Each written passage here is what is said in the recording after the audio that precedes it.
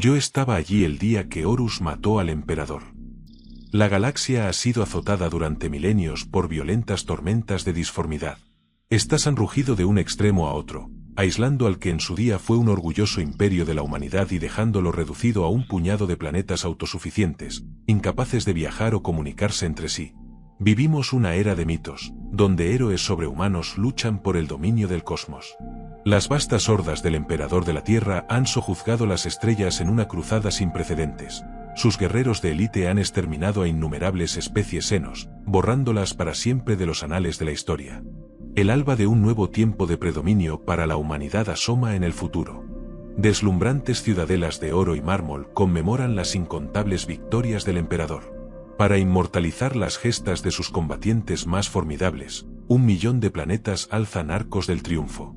Por encima de todos se alzan los primarcas, seres semidivinos que han liderado a los marines espaciales del emperador en una conquista imparable.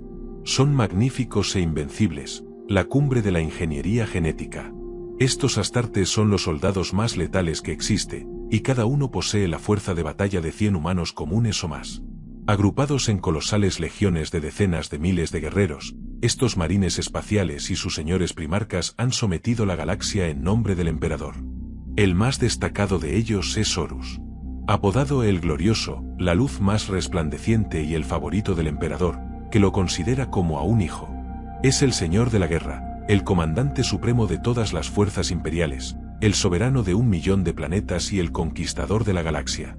Es un luchador sin igual y un diplomático excepcional. Horus es un astro en ascenso imparable, pero toda estrella, por muy alta que se eleve, está destinada a caer. Capítulo 1. Sangre derramada por un malentendido. Nuestros hermanos que se hallan en la ignorancia. La muerte del emperador. Yo estaba allí, acostumbraba a decir después, hasta que después se convirtió en un tiempo que no producía ninguna risa. Yo estaba allí, el día que Horus mató al emperador. Era una afirmación deliberadamente provocadora que arrancaba risas cómplices entre sus compañeros por su audaz deslealtad. Torgadon, con su humor característico, solía ser quien le animaba a relatarla. Para Loken, era una historia tan repetida que casi se contaba sola, aunque siempre se aseguraba de que su público comprendiera la profunda ironía y la tragedia que encerraba, un derramamiento de sangre innecesario por un cruel malentendido. Aunque él intentaba destacar esta amarga lección, lo que realmente capturaba la atención de todos era la muerte de Sejanus y el dramático desenlace. Todo ocurrió en el año 203 de la Gran Cruzada. Horus, aún adaptándose a su nuevo título de Señor de la Guerra, se encontró por azar con un imperio humano aislado, gobernado por un hombre que se autoproclamaba emperador de la humanidad. Este exigió lealtad absoluta a cambio de reunificar a la humanidad. Horus, divertido por la situación, envió a su capitán favorito, el carismático y capaz Astur Sejanus, como emisario. Sejanus fue recibido en el palacio del tercer planeta y brutalmente masacrado junto a su escolta por la guardia del emperador, los Invisibles, al no ofrecer la lealtad exigida y sugerir que ya existía un verdadero emperador. Afectado profundamente por la pérdida de quien consideraba un hijo, pero aún buscando la paz, Horus envió una segunda embajada con Malogust. Su lanzadera fue destruida nada más entrar en la atmósfera, revelándose una flota de 600 naves de guerra listas para el combate. Fue entonces cuando Abaddon, al mando de la punta de lanza, informó: «Mi comandante, no hay modo de hacer ningún trato. Este impostor de mente se niega a escuchar». La orden de Horus fue clara y contundente: «Ilumínalo, hijo mío, pero perdona la vida a todos los que puedas. Venga la sangre derramada de mi noble Sejanus». Y así, como concluía Loken con amargura, hicieron la guerra a sus propios hermanos, tan sumidos en la ignorancia. Sin embargo, por toda su tecnología militar, al enemigo le faltaba la cualidad esencial que poseían los astartes: carne y sangre mejoradas genéticamente. Modificados y perfeccionados, los astartes eran superiores a cualquier cosa que hubieran encontrado. Como Sedirae dijo una vez: «Lo único que puede derrotar a un astarte es otro astarte».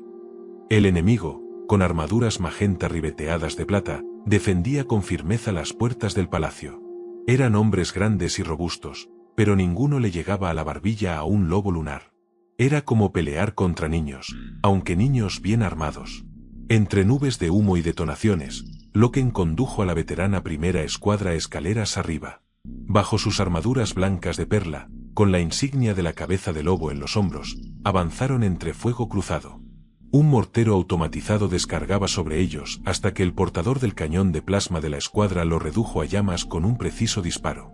¡A por ellos!, chilló el hermano sargento Jubal. Un fuego arrasador golpeó sus armaduras. Loken alzó su volter, marcado por el hacha de un piel verde en Ullanor, y comenzó a disparar.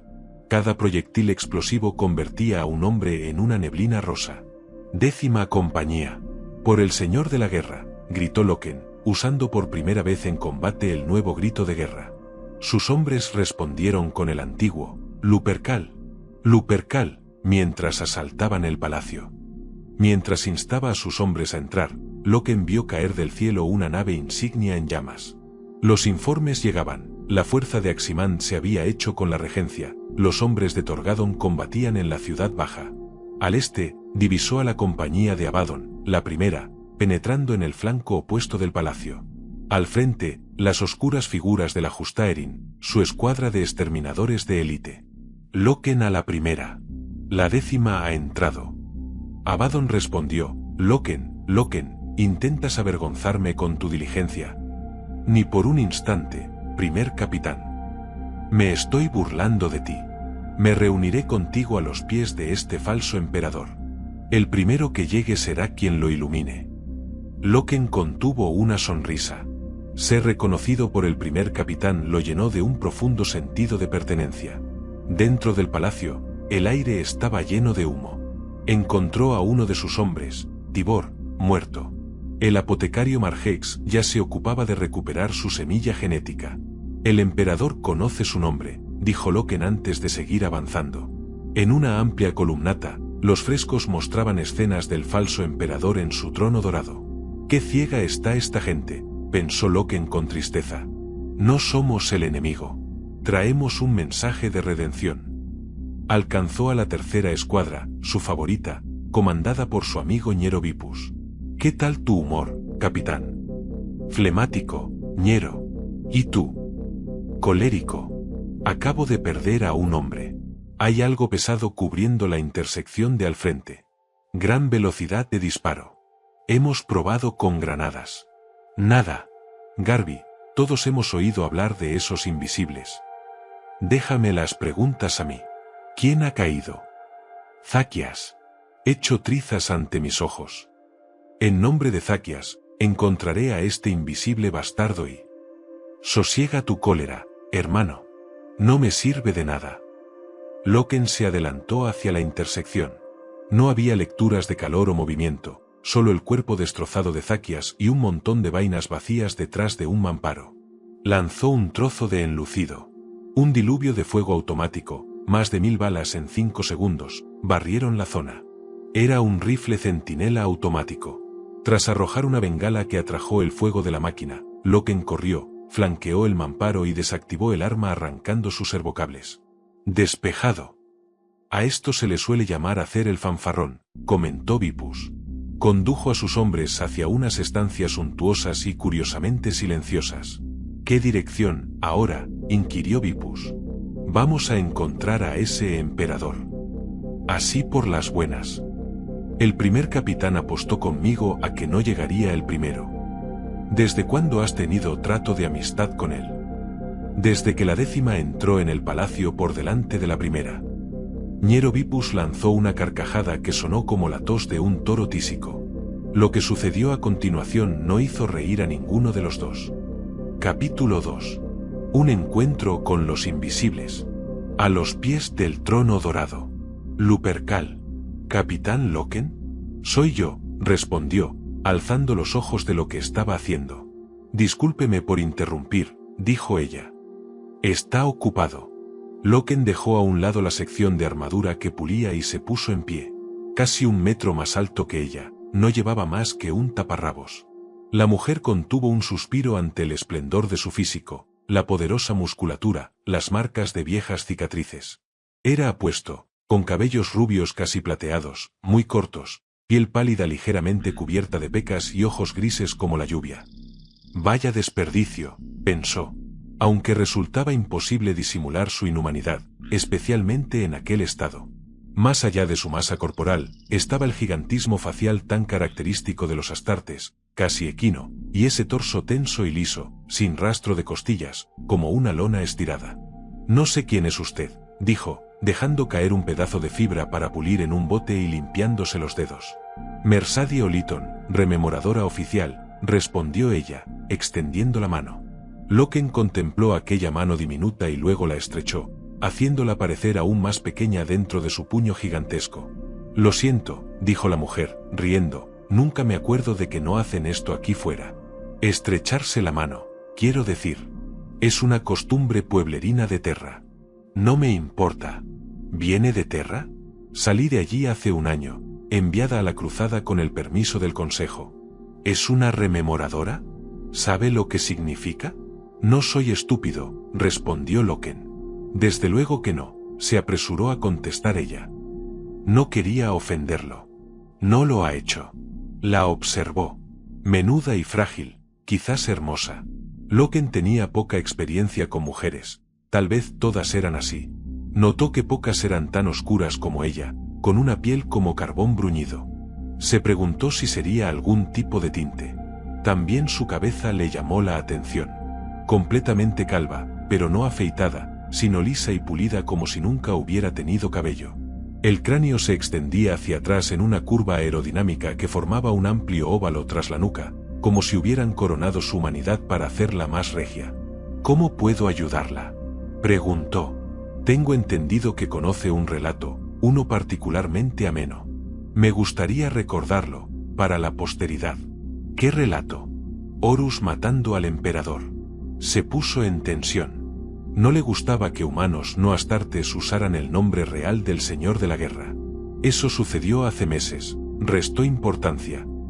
«Estoy seguro de que no podría recordar los detalles con claridad».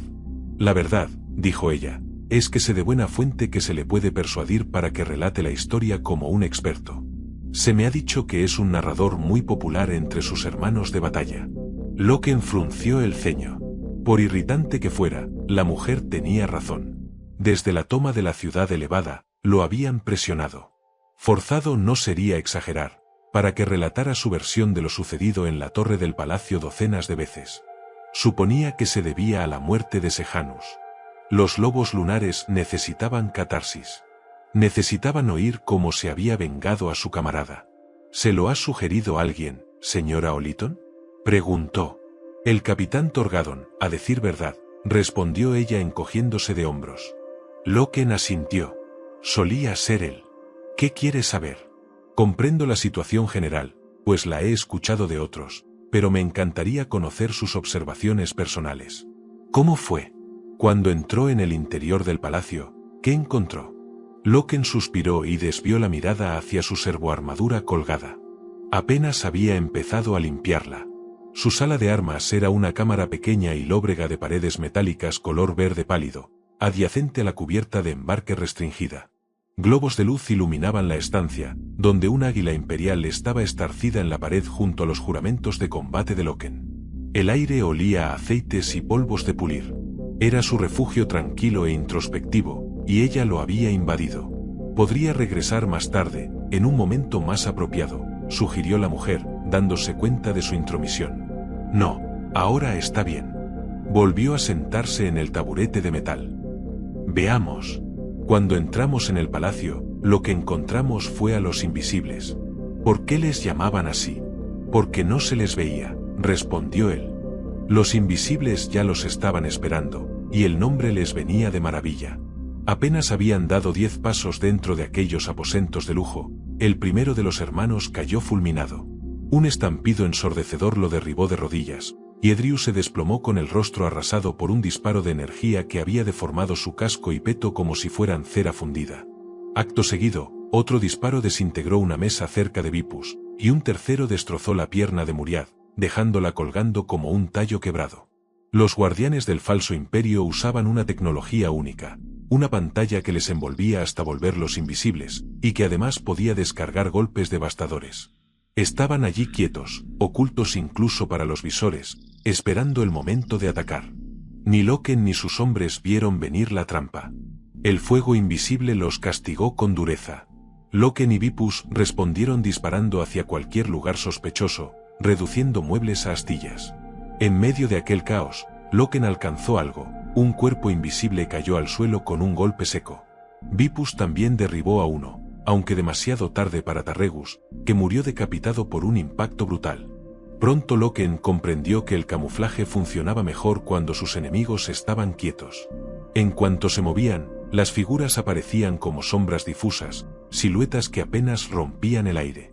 Ajustando su visor a un contraste extremo, empezó a distinguir sus contornos, y disparo tras disparo, fue derribando a varios.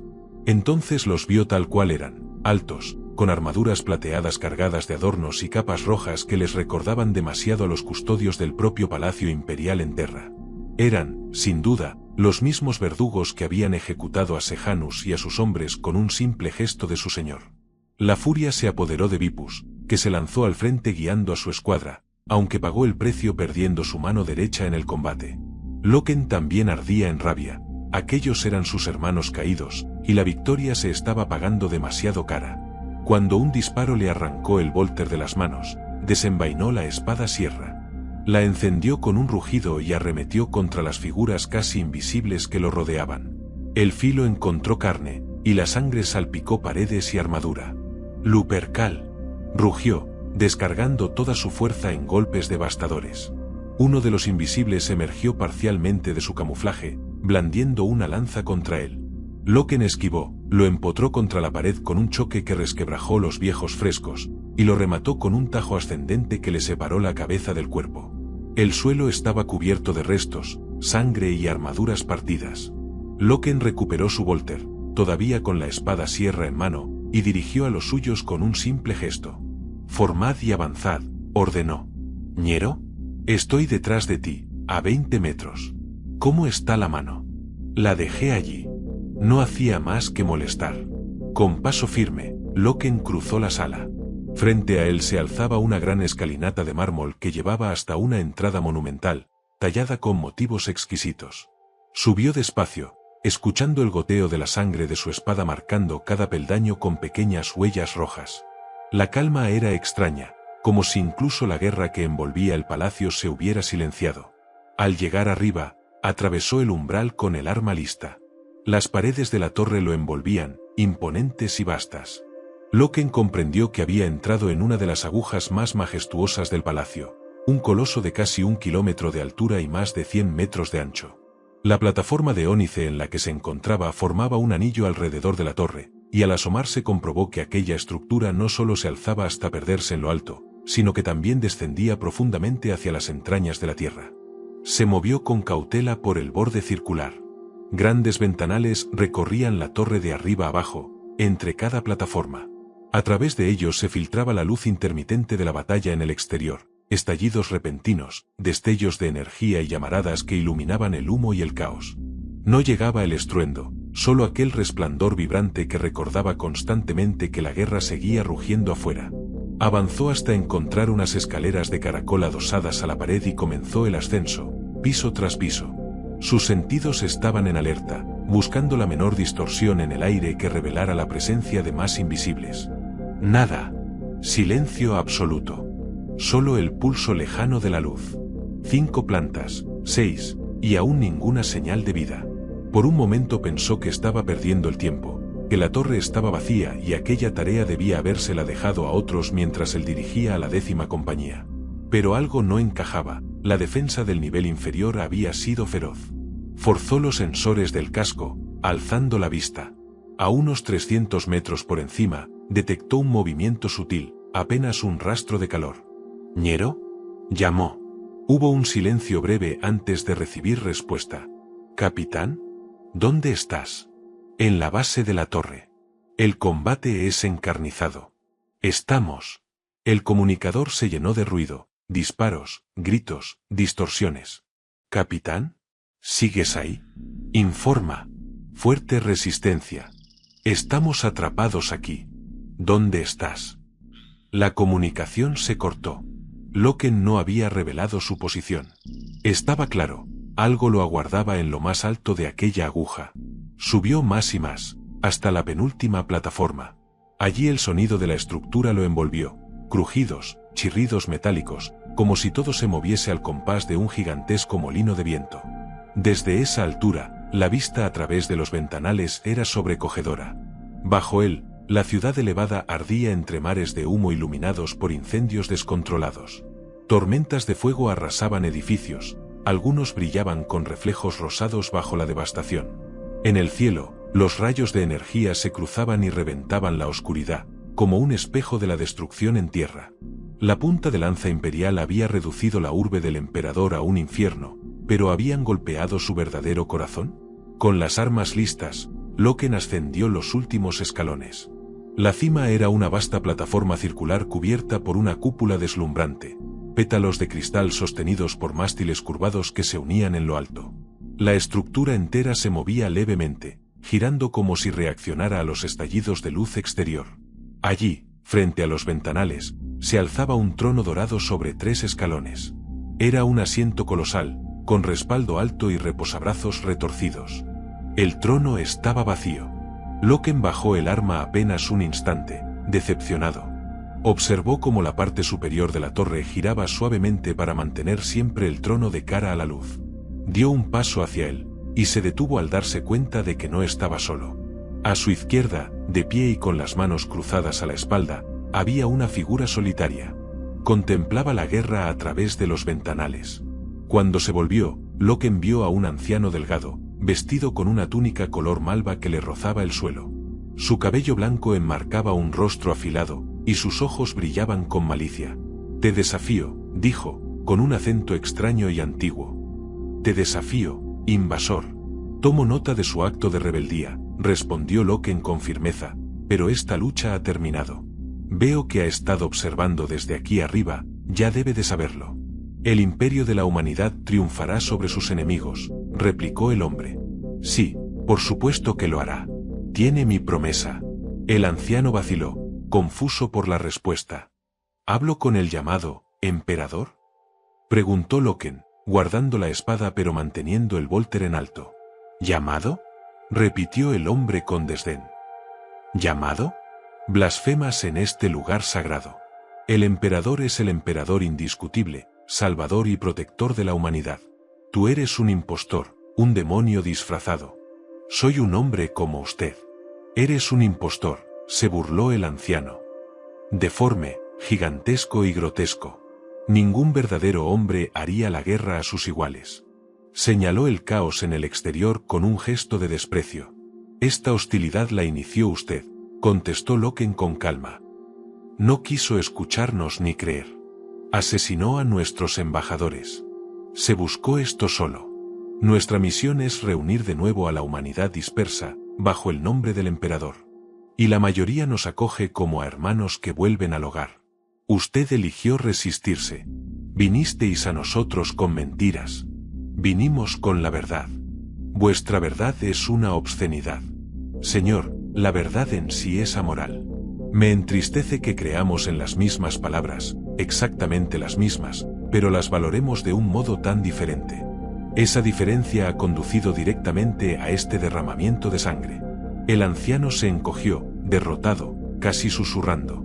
«Podríais habernos dejado en paz». «¿Qué?», preguntó Loken. «Si nuestras filosofías eran tan opuestas, podríais haberos limitado a seguir de largo y permitirnos vivir en paz.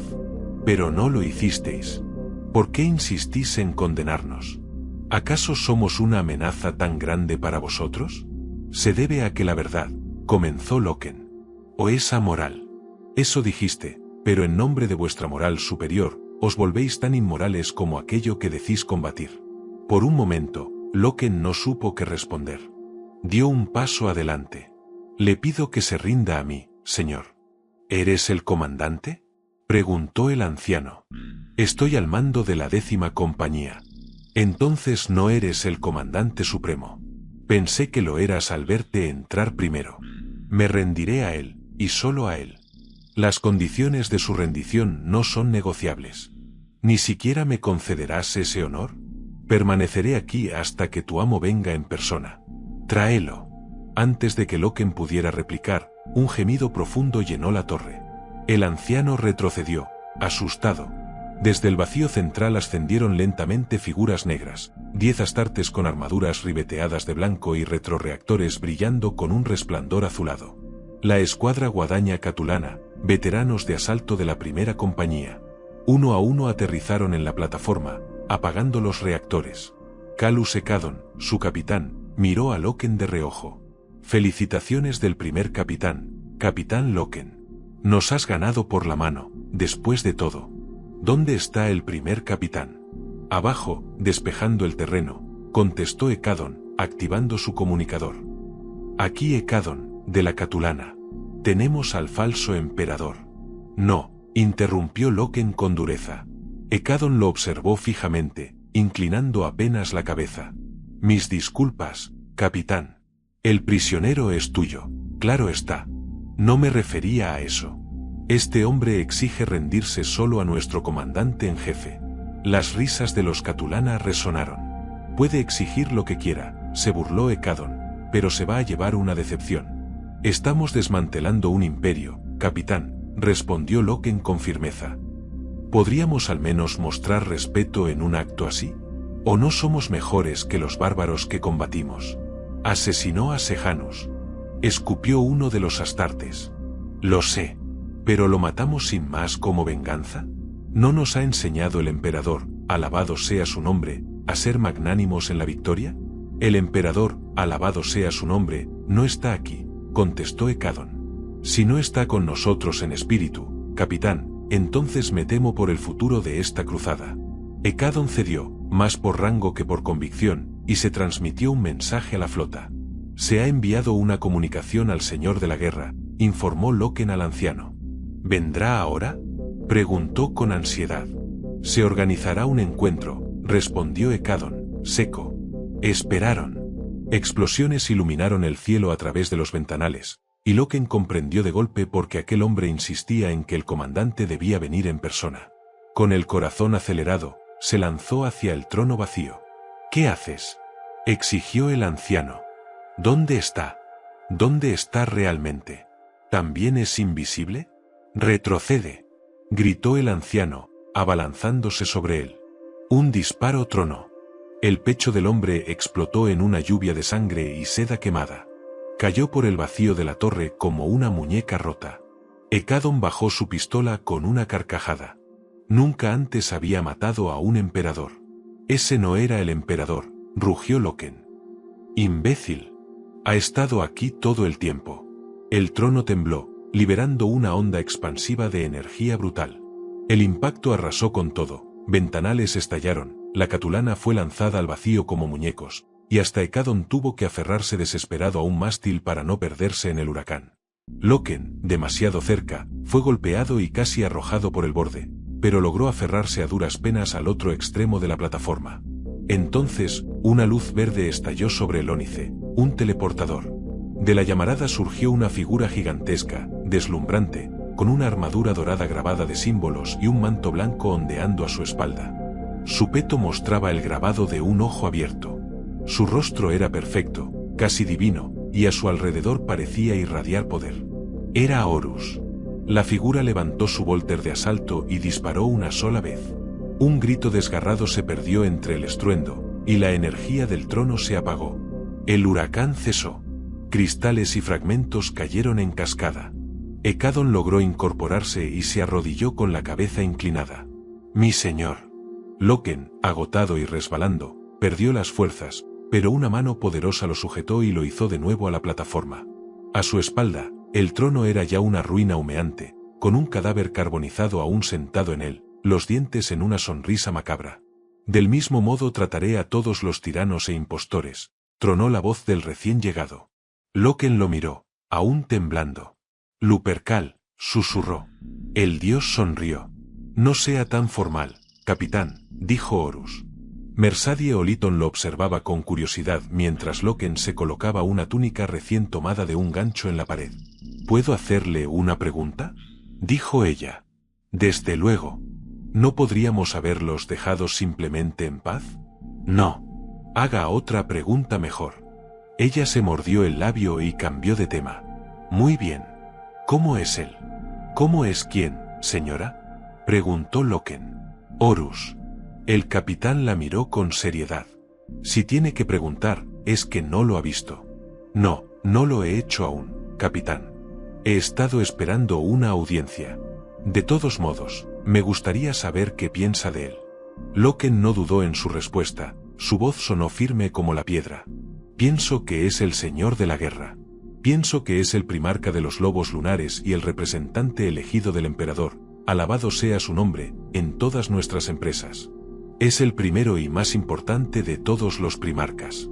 Y pienso que me siento ofendido cuando un mortal pronuncia su nombre sin respeto ni título. ¡Ah!, exclamó ella, ruborizada. Lo siento, capitán, no era mi intención. Estoy seguro de que no lo era, pero es el señor de la guerra Horus. Usted es una rememoradora. Recuérdelo. Capítulo 3. Reivindicación. Entre los rememoradores. Ascendido a ser uno de los 4. 3 meses después de la toma de la ciudad elevada, llegaron los primeros rememoradores a la flota expedicionaria, enviados directamente desde Terra. Hasta entonces, cronistas y artistas habían seguido a los ejércitos imperiales, pero siempre de forma dispersa, voluntarios, viajeros recogidos por azar o protegidos de algún primarca que quería ver sus hazañas inmortalizadas. Sus relatos eran fragmentos, a menudo inspirados más en caprichos personales que en una misión real. Tras Suyanor, el emperador decidió cambiar eso. Si la reunificación de la humanidad iba a ser recordada, debía hacerse de manera ordenada y oficial. Así nació la Orden de los Rememoradores, con el apoyo de Malcador el Sigilita y del nuevo Consejo de Terra. Gente de todos los niveles sociales y de distintos mundos fue reclutada por su talento creativo. Se les dio acreditación, destino y, en pocos meses, casi 4 millones de ellos fueron enviados a las flotas imperiales para dejar constancia de la cruzada. Los guerreros, sin embargo, no los recibieron con entusiasmo. Muchos primarcas y legionarios consideraban que eran poco más que una distracción, sobre todo después de que el emperador se retirara a Terra, dejando a Horus como señor de la guerra y delegando la administración en un consejo de civiles. Para los soldados, acostumbrados a obedecer al emperador y a los primarcas, aquello olía a traición a la esencia de la Gran Cruzada. Así que, sin culpa propia, los rememoradores se convirtieron en blanco del malestar. Llegaron con ilusión, pero la acogida fue gélida, y no tardaron en curtirse y ver el cinismo que reinaba en las flotas. Cuando se unieron a la 63ª expedición, la guerra aún no había terminado del todo. Aunque la muerte del falso emperador había hecho caer el núcleo de la resistencia, todavía había focos de combate en ciudades occidentales y en otros mundos del sistema. El general Barbaras, un veterano, se encargaba de la limpieza final, como tantas veces tras el asalto inicial de los Astartes. Él mismo lo resumió con crudeza. Un cuerpo a menudo se contorsiona mientras muere, nosotros solo nos aseguramos de que lo esté de verdad. Horus, con su habitual pragmatismo, permitió que se celebrara un funeral de estado para el emperador. Era un gesto de justicia, pero también una forma de ganar la sumisión del pueblo sin recurrir únicamente a la fuerza.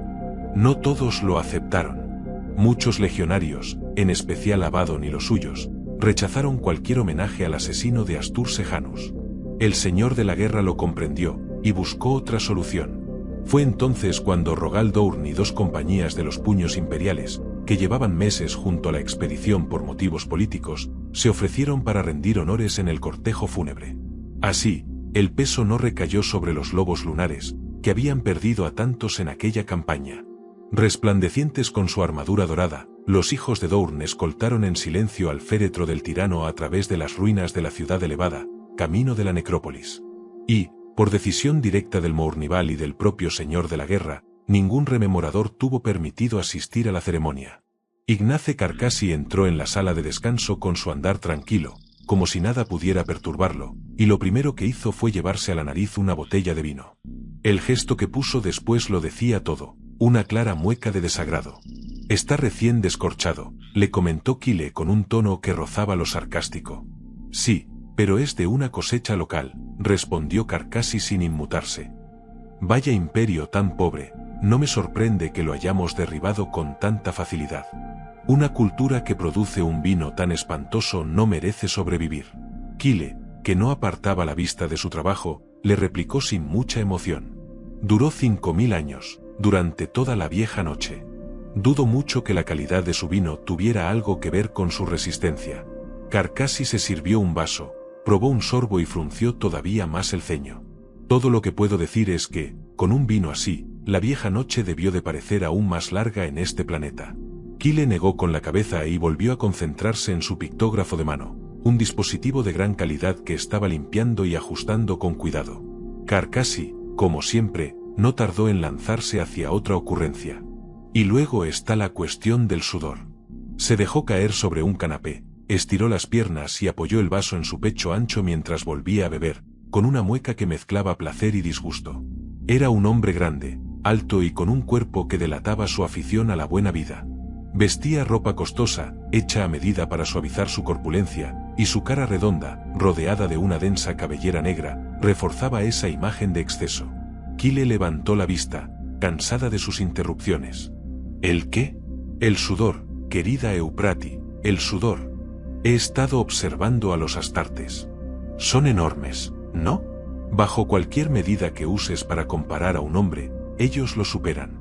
Son astartes, Ignace. ¿Qué esperabas? Pues que al menos no apestaran. Son los campeones inmortales de la humanidad. Me habría gustado que olieran como dioses jóvenes, no como un establo. Kyle bufó y soltó con ironía.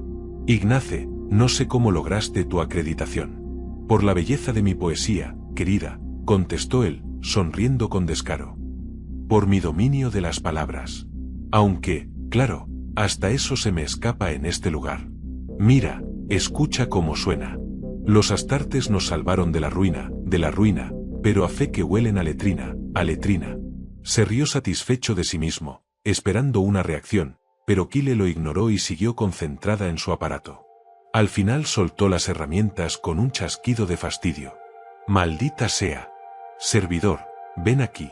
Un servidor apareció con sus zancadas metálicas y ella le entregó el pictógrafo. Está atascado. Llévalo a reparar. Y tráeme mis repuestos. Sí, señora, dijo la máquina con su voz chirriante, alejándose pesadamente.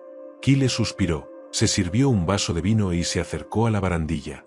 Desde allí, podía ver el comedor en la subcubierta, cientos de rememoradores sentados en largas mesas, rodeados de servidores que se movían diligentes ofreciendo copas y bandejas. Un gong marcó la hora de la comida. ¿Ya es la hora del almuerzo?, preguntó Carcassi desde el canapé. Sí.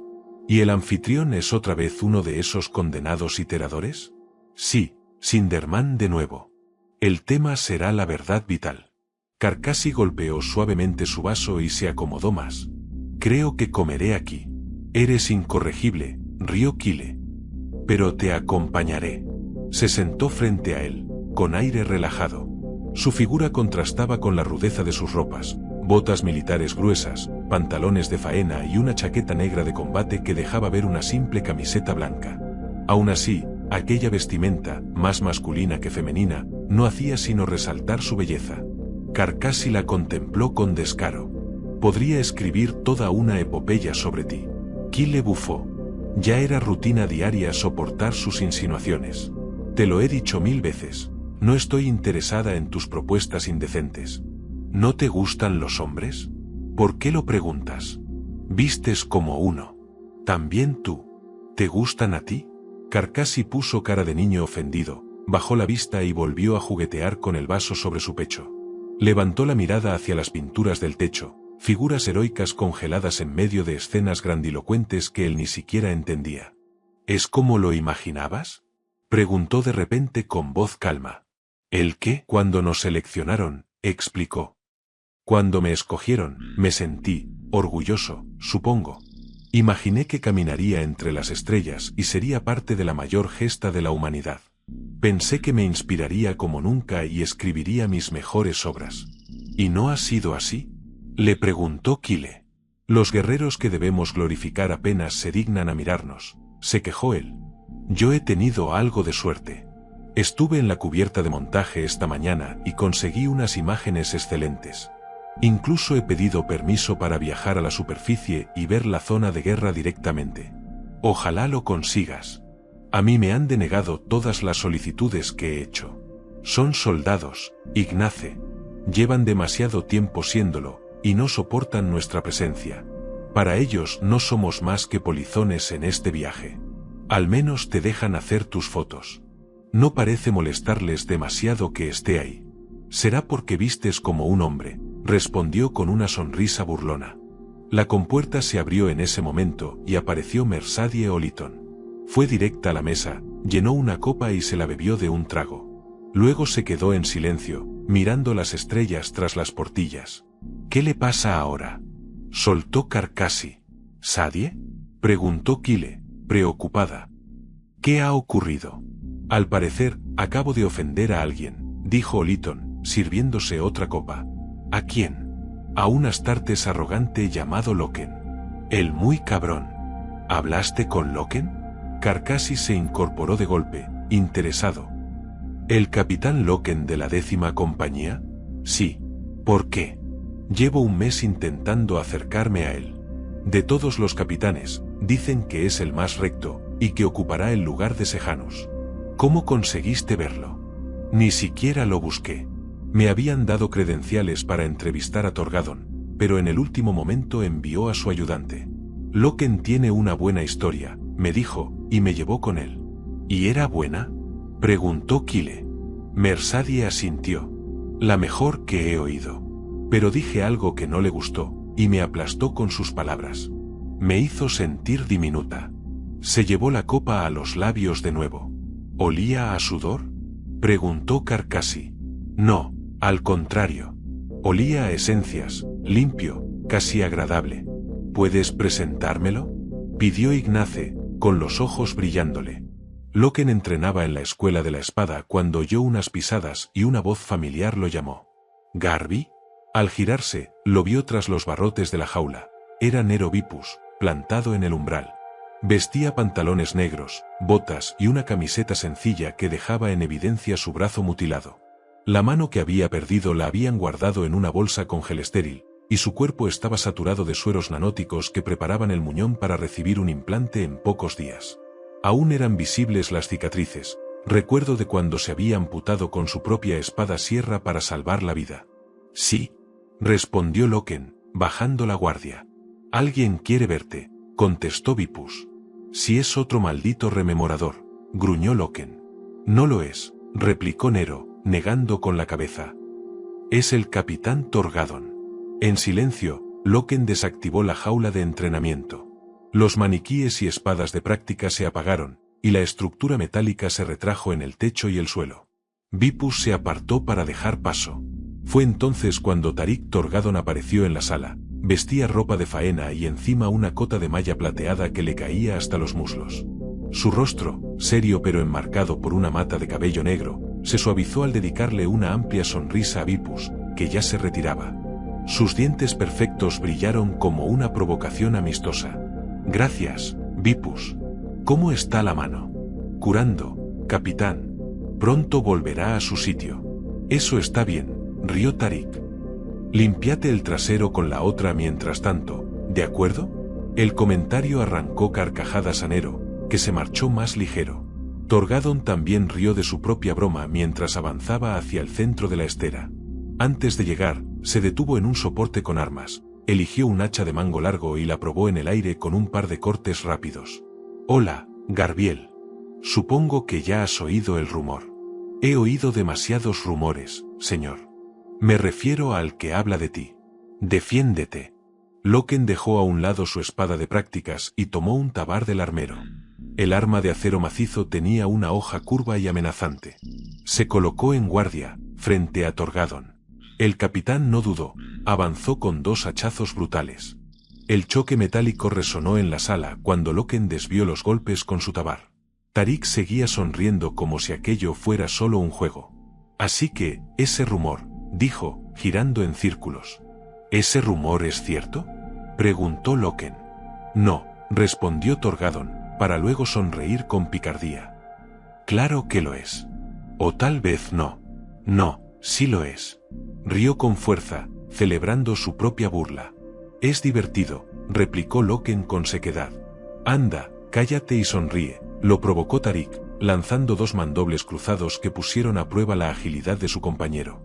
Loken rodó, salió del ángulo y plantó de nuevo los pies firmes sobre la lona. Interesante estilo de combate, observó, moviéndose con el tabar bajo. ¿Te estás inventando esos movimientos? Me los enseñó el mismísimo señor de la guerra, contestó Torgadon con una sonrisa, girando el hacha en sus manos hasta hacerla brillar con la luz artificial. De pronto, apuntó a Loken con la hoja. ¿No lo quieres, Garbiel? Por terra, fui yo quien te propuso para esto. Me siento honrado, señor. Le agradezco el gesto. Y Aximán también lo apoyó. Loken arqueó una ceja. Vale, no lo hizo. Aximán te odia. El sentimiento es mutuo. Ese es mi chico. Rugió Torgadon, lanzándose sobre él. El intercambio de golpes hizo retumbar la estera. Loken logró bloquear y contraatacar, obligando a Tarik a retroceder hasta el borde. Aximand es un imbécil, escupió Tarik. Está dolido porque tú llegaste primero. Yo solo, empezó Loken. Torgadon lo interrumpió levantando un dedo. Llegaste primero, y viste la verdad. Aximand puede arder, lo único que siente es envidia. Abaddon, en cambio, te apoyó. ¿El primer capitán? Sí. Le impresionaste. Llegaste antes que él. Gloria a la 10ª. Y fue el señor de la guerra quien tomó la decisión final. Loken bajó la guardia, sorprendido. ¿El señor de la guerra? Él mismo me dijo que te lo contara. Valoró tu honor, tu lealtad. Si alguien va a ocupar el lugar de Sejanus, debe ser Loken, esas fueron sus palabras. ¿De veras lo dijo? No. Antes de que Loken reaccionara, Tarik cargó con el hacha alzada. Garbiel esquivó, se giró y le golpeó en el costado con el mango del tabar, haciéndolo trastabillar. Torgadon rompió a reír como un loco. Sí, lo dijo. Por terra, Garbi, eres demasiado fácil de manipular. Deberías haberte visto la cara. Loken le devolvió una sonrisa helada. Tarik, divertido, arrojó el hacha a un lado, dejándola sonar en la penumbra. Entonces, ¿qué digo? ¿Aceptas? Señor, sería el mayor honor de mi vida. Torgadon asintió, satisfecho. Sí, lo es. Y ahora, tu primera lección, llámame Tarik. Se decía que el proceso de selección de un iterador era incluso más severo que el de los propios astartes. La comparación era legendaria, de cada 1000 hombres, uno puede llegar a ser un guerrero de la legión, pero solo uno entre 100.000 tiene lo necesario para convertirse en un iterador. Y Loken no dudaba ni un instante de que aquello era cierto. Un astartes debía ser fuerte, sano y receptivo a los implantes que lo transformarían en algo más que humano. Un cuerpo sobre el que se podía construir un guerrero perfecto. Pero un iterador debía poseer dones que no se podían injertar ni con fármacos ni con cirugías. Perspicacia, elocuencia natural, una mente política aguda y la chispa de la verdadera inteligencia. Se podía enseñar historia, ética o retórica, pero jamás la manera de pensar. Ese don era innato. Loken disfrutaba observando su trabajo. Muchas veces había retrasado la retirada de su compañía para seguirlos en ciudades recién sometidas y contemplar cómo, con sus palabras, calmaban multitudes enteras. Para él, era como ver al sol levantarse sobre un campo de trigo. Y entre todos, Kirill Sindermann era incomparable. Iterador principal de la 63ª expedición, consejero íntimo del mismísimo señor de la guerra y hombre cuyo nombre conocía hasta el propio emperador. Era, sin duda, el más grande que Loken había presenciado jamás. Cuando Garbiel entró en el auditorio de la espíritu vengativo, Sindermann estaba terminando una lección ante 2000 aprendices, todos vestidos con sus sencillos hábitos beige. La sala, una cripta amplia en las entrañas de la nave, estaba pendiente de cada palabra. Para resumir, porque llevo hablando demasiado tiempo, decía Sindermann, este reciente episodio nos permite observar sangre y nervio genuinos bajo la piel verbosa de nuestra filosofía. La verdad que transmitimos es la verdad, porque nosotros decimos que es la verdad. ¿Es eso suficiente? Se encogió de hombros, y su voz resonó por los altavoces, proyectada en la pantalla holográfica tras él, donde su rostro sonreía agrandado a 3 metros de altura. No lo creo así. Mi verdad es mejor que vuestra verdad, no es más que una disputa de patio de recreo, no la base de nuestra cultura. Yo tengo razón, por lo tanto tú estás equivocado. Es un silogismo que se desmorona en cuanto se le aplica cualquier cantidad de herramientas éticas fundamentales. Tengo razón, Ergo, estás equivocado. No podemos elaborar una constitución sobre eso, y no podemos, no debemos y no se nos convencerá de iterar sobre su base. ¿Ello nos convertiría en qué? Se giró hacia la multitud con varias manos en alto. Tú, en embusteros. Sinderman sonrió. Pensaba en matones o demagogos, pero embusteros es apropiado. De hecho, resulta más hiriente que mis sugerencias. Bien dicho. Embusteros. Eso es precisamente en lo que nosotros, los iteradores, no podemos convertirnos jamás. La multitud rió, y él bebió un sorbo de agua antes de proseguir. Loken, en lo alto de la sala, lo contemplaba con respeto. El hombre era alto, erguido y delgado, con una melena blanca que contrastaba con unas cejas negras, tan marcadas como los galones de un capitán de los lobos lunares. No era su porte lo que cautivaba, sino su voz, profunda, rica, compasiva y melódica. Una voz capaz de convencer a un ejército. Verdad y mentiras, prosiguió Sinderman. Verdad y mentiras. Acabo de llegar a mi tema favorito, ¿os dais cuenta? Vuestra cena se va a retrasar. La sala se llenó de carcajadas. Grandes acciones han dado forma a nuestra sociedad. La más grandiosa, físicamente, fue la unificación de Terra bajo el emperador, de la que nuestra gran cruzada es hija. Pero más importante aún fue lo que logramos intelectualmente, liberarnos de la esclavitud de la religión. Durante milenios nos encadenó, desde las supersticiones más bajas hasta las sectas más poderosas. Fue un veneno que nos llevó a guerras y matanzas, una enfermedad que nos arrastraba como un grillete. Y os diré que era realmente la religión. No, mejor me lo diréis vosotros. Tú. Ignorancia, señor. Gracias, Kana. Ignorancia. Desde el inicio de los tiempos, el hombre quiso comprender el universo. Y cuando no pudo, inventó respuestas cómodas. El sol gira porque un dios lo empuja en su carro dorado. La muerte existe porque una parca nos arranca el alma. Todo mentira para calmar nuestro miedo. Las risas resonaron de nuevo, pero esta vez cargadas de un filo. Sinderman bajó del podio, dejando atrás los micrófonos, y aún así su voz llenaba el lugar como una ola de acero templado. Eso era la fe religiosa. Demonios, espíritus, cielos y más allá inventados para hacernos sentir menos pequeños frente al cosmos. Eran muletas para el intelecto, amuletos contra la oscuridad. Pero nosotros hemos visto el cosmos con nuestros propios ojos. Hemos cruzado las estrellas, hemos estudiado su naturaleza. Y hemos comprobado que ningún dios es necesario. Ni dioses, ni diablos. Lo más grande que ha hecho la humanidad ha sido reinventarse como una civilización secular. El auditorio estalló en aplausos, vítores que hicieron temblar las paredes. Algunos iteradores infiltrados entre la multitud los guiaban con habilidad, amplificando la respuesta colectiva como un ejército organizado. Sinderman levantó una mano, y la sala se fue silenciando. Su voz descendió en volumen, pero se hizo más intensa, más afilada, como un cuchillo entrando en carne blanda. Pero, ¿qué pasa con la fe? La fe sobrevive incluso después de la religión. Todavía necesitamos creer en algo, ¿no es cierto? Entonces creed en esto. El propósito verdadero de la humanidad es alzar la antorcha de la verdad y llevar su luz allí donde solo haya tinieblas. Compartir nuestro conocimiento, liberar a quienes aún viven encadenados a falsos dioses, y reclamar nuestro lugar en la cima de toda conciencia. En eso podemos poner nuestra fe.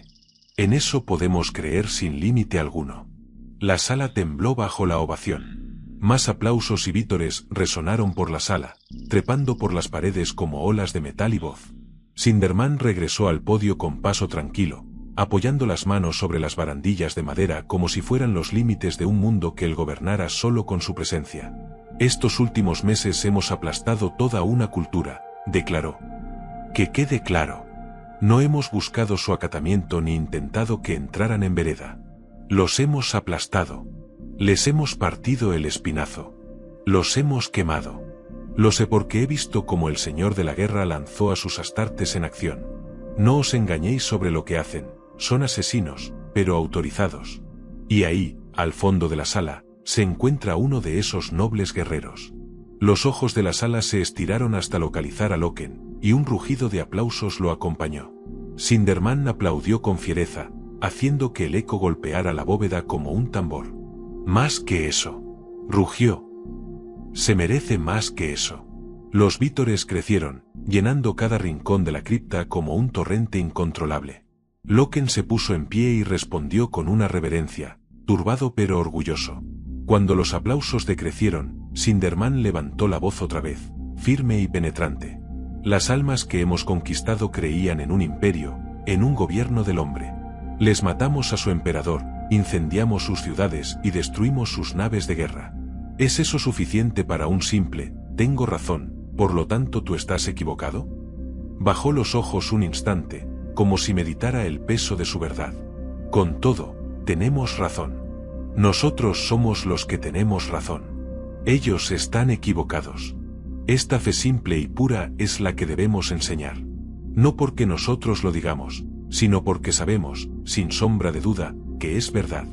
Les hemos traído la aguda luz de la verdad y los hemos iluminado. Sobre esa base, y únicamente sobre ella, salid y difundid nuestro mensaje».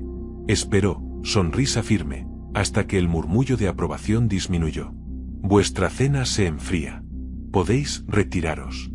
Mientras los iteradores estudiantes abandonaban la sala, Sinderman tomó un sorbo de agua y ascendió los peldaños hasta Loken. Se sentó junto a él, alisando los faldones del hábito, y le dedicó una mirada que combinaba autoridad y complicidad. «¿Le gustó algo?», preguntó. «Parece usted un actor sobre un escenario», replicó Loken. «O un mercachifle que anuncia sus mercancías». Sinderman arqueó una ceja negra como carbón. «En ocasiones, Garbiel, es exactamente así como me siento». «¿No cree en lo que está vendiendo?», insistió Loken. «¿Y usted?», respondió. «¿Cree usted en lo que vende?». «¿Qué vendo yo?», dijo Loken. «Fe a través de la muerte. Verdad mediante el combate». «No es más que combate», contestó Loken. «Todo significado ya ha sido decidido antes de que se me ordene entregarlo. Como guerrero, entonces», dijo Sinderman, «carece de conciencia». «No», replicó Loken. «Como guerrero, tengo conciencia, y esa conciencia la dirige mi fe en el emperador. Pero como arma, carezco de juicio. Cuando combato, dejo de lado consideraciones personales. Mato hasta que se me ordena detenerme. Hacer lo contrario sería absurdo». «Exacto», afirmó Sinderman con una sonrisa. «Así debe ser». Ambos se pusieron en pie y comenzaron a recorrer el gran corredor vertebral de la nave insignia, un túnel abovedado de 3 cubiertas de altura y 5 kilómetros de longitud, adornado con estandartes de legiones y campañas. La penumbra de la bóveda parecía amplificar cada palabra y cada gesto de Sinderman, mientras el tráfico de personal fluía a su alrededor como un río silencioso de vida y movimiento. «Lo primero», dijo Sinderman mientras avanzaban por el corredor lateral, la voz firme y resonante a pesar de la penumbra, «es un simple vendaje sobre sus preocupaciones. Ya ha oído mi exposición ante la clase, y de algún modo, usted misma anticipó una versión de ello al hablar de la conciencia». Se detuvo un instante, dejando que la luz de los iluminadores acariciara sus facciones angulosas y la blanca cabellera que contrastaba con sus cejas negras. «Usted es un arma, Garbiel, un ejemplo del más magnífico instrumento de destrucción que la humanidad haya forjado jamás. No debe haber lugar en su interior para la duda. Las armas no piensan, solo permiten ser usadas. La decisión de usarlas no le corresponde a ellas, sino a los primarcas y comandantes. El señor de la guerra, como el emperador antes que él, no las emplea a la ligera. Suelta a los astartes solo con gran pesadumbre y una determinación que pesa como un mundo. Son el último recurso, y solo en ese caso». Loken asintió, sintiendo el peso de las palabras en sus hombros. «Recuerde esto», prosiguió Sinderman, «poseer el poder de los astartes no es un fin en sí mismo. Hemos desarrollado guerreros como usted porque era necesario. Un instrumento necesario, Garbiel. La razón no se mide en poderío, sino en propósito. La humanidad tiene un mensaje que transmitir. Cuando ese mensaje es rechazado, solo entonces, y solo entonces, damos gracias a las estrellas por poder imponerlo. Somos poderosos porque tenemos razón, no al contrario. Que jamás se nos olvide esto». El corredor se amplió ante ellos mientras se acercaban al archivo anexo. Servidores anadearon a su lado, cargados de libros y placas de datos, como enjambres de insectos metálicos. Entonces, incluso si nuestra verdad es correcta o no, ¿debemos imponerla siempre? Preguntó Loken. Como dijo la rememoradora, ¿no podríamos simplemente dejar a algunos en paz? Pasee por un lago, replicó Sinderman con voz tranquila pero cortante. Un muchacho se ahoga. Lo deja morir por su torpeza, o lo saca del agua y le enseña a nadar. Lo segundo, dijo Loken, encogiéndose de hombros. Y si lo rechaza, si le teme, si no quiere aprender, continuó Sinderman, ¿lo deja morir? Lo salvo igualmente, dijo Loken. Se detuvieron ante la enorme puerta del archivo 3. Sinderman apoyó la mano sobre la placa de cobre, dejando que el haz de luz escaneara su palma. La puerta se abrió con un suspiro, liberando aire climatizado y un tenue aroma a polvo antiguo. El interior era una cripta de silencio y concentración. Filas de estudiosos y metafrásticos se movían entre torres de libros y tomos precintados. Lo que me interesa de sus inquietudes, dijo Sinderman, bajando la voz de forma que solo Loken pudiera escuchar, es lo que dicen sobre usted. Es un arma, y no necesita pensar en lo que hace porque eso ya se hace por usted. Sin embargo, permite que la chispa humana de su interior se preocupe, se impaciente y establezca empatía. Retiene la facultad de considerar el cosmos como un hombre, no como un instrumento. Comprendo, respondió Loken. Me está diciendo que he olvidado mi lugar.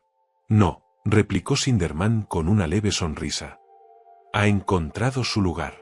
Señaló con un gesto elegante las torres de libros que ascendían hacia las alturas de la sala, donde servidores volaban como abejas entre estantes verticales recuperando textos antiguos.